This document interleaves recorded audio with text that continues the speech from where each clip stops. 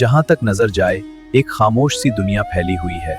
हर तरफ सुकून ही सुकून है और इस मंजर में जिंदगी अपनी सादगी के साथ मुस्कुरा रही है तक। सुबह का आगाज मुर्गे की बांग से होता है। आहिस्ता आहिस्ता सूरज तुलू होता है और गांव की खामोश फजा में एक नया दिन अपनी पूरी सादगी और खूबसूरती के साथ जाग उठता है। खूबसूरत सी सुबह का आगाज होते ही गांव जाग उठता है। गाय और बकरियां आहिस्ता आहिस्ता घरों से निकलकर खुली फजा में घूमने लगती हैं और हर तरफ एक पुरसकून सा देसी मंजर फैल जाता है। और लोग अपने घरों से रोजमर्रा के कामों के लिए निकल चुके हैं। अखबार वाला अपनी छोटी सी साइकिल पर गांव की गलियों में ताज़ा खबरें पहुंचाने आ रहा है और सुबह की जिंदगी अपनी रफ्तार से चल रही है। तो आहिस्ता आहिस्ता गांव की तंग गलियों में ताज़ा दूध घरों तक पहुंचाया जा रहा है। हर दरवाजे पर खालिस दूध दिया जा रहा है और सुबह का ये सादा सा मंजर एक पुरसुकून देसी जिंदगी को जाहिर कर रहा है। उनसे मिलिए, ये है रिया, जो अपने शोहर के साथ इस छोटे से सादा घर में रहती है जहाँ मोहब्बत और सादगी उसकी जिंदगी का हिस्सा है। आंगन में रखी छोटी बाल्टी रिया उठाती है।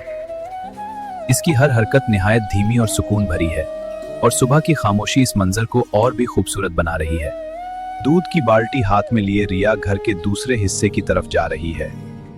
इस गली में सादगी और सुकून है, जैसे हर कदम अपने साथ एक कहानी ले जा रहा हो। घर के दूसरे आंगन में जाकर रिया लकड़ी के स्टूल पर आहिस्ता से बैठ जाती है। उसके चेहरे पर सुबह का सुकून साफ झलक रहा है, जैसे वो लम्हे में ही अपनी पूरी दुनिया को महसूस कर रही। किचन में पहुंचकर रिया ताजा पालक के पत्तों को एक छोटे से बर्तन में धो रही है। पानी की हल्की सी आवाज और इसकी नरमी भरी हरकत इस सादा से देसी किचन को और भी दिलकश बना रही है। पालक धोने के बाद रिया लकड़ी के छोटे से तख्ते पर ताजा पालक को आहिस्ता आहिस्ता बारीक बारीक काट रही है। छरी की हल्की सी आवाज इस देसी किचन के सादा मगर खूबसूरत माहौल को और भी दिलकश बना रही है। तो पालक काटने के बाद रिया चूल्हे की तरफ आती है। वो लकड़ियों से आहिस्ता आहिस्ता आग जलाती है और कुछ ही लम्हों में हल्की सी आंच ऊपर उठकर चूल्हे को रोशन कर देती है। चूल्हे पर हल्की सी आग आहिस्ता आहिस्ता लपक रही है। सुबह की नरम रोशनी और चूल्हे की आंच मिलकर एक सादा सा मगर निहायत पुरसुकून माहौल बना रही है कि चूल्हा अच्छी तरह जल उठा है। रिया ने ऊपर कढ़ाई रखकर उसमें तेल डाल दिया है और अब खाने की तैयारी शुरू हो चुकी है। देसी किचन में मजेदार खुशबू फैलने लगती है। तेल गर्म होते ही किचन में मजेदार खुशबू फैलने लगती है। जीरा, लहसुन और हरी मिर्च आहिस्ता आहिस्ता कढ़ाई में भरने लगते हैं और पूरे गांव में देसी खानों की खुशबू फैलने लग जाती है।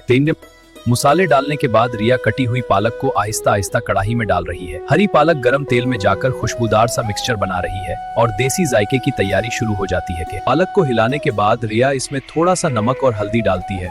मसाले आहिस्ता आहिस्ता पालक के साथ मिक्स हो रहे हैं और कढ़ाई में एक खुशबूदार सा देसी जायका बनने लगता है।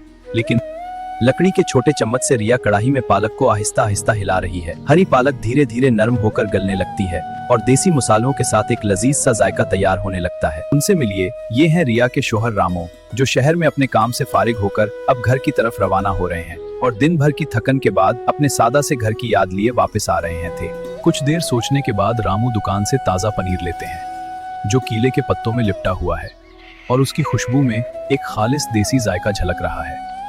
रामू हाथ में पनीर लिए खूबसूरत सी गलियों से गुजरता हुआ घर की तरफ बढ़ रहा है।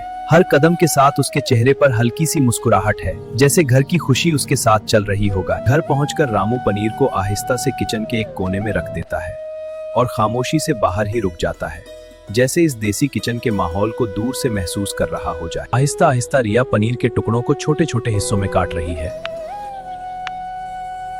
पनीर काटने के बाद गरम कढ़ाई में इसे तला जा रहा है और पनीर सुनहरी और क्रिस्पी हो रहा है। तैयारशुदा पालक में रिया फ्राई किया हुआ पनीर मिला रही है और इसमें मजेदार तड़का लगाकर जायका बढ़ा रही है। ताजा सुबह की एक चम्मच मिलाई रिया ने पालक पनीर में डाल दी है और अब इसका जायका मजीद दिलकश और क्रीमी हो रहा है। यस, देसी साग तैयार होने के बाद रिया ने रोटियां बनाना शुरू कर दी हैं।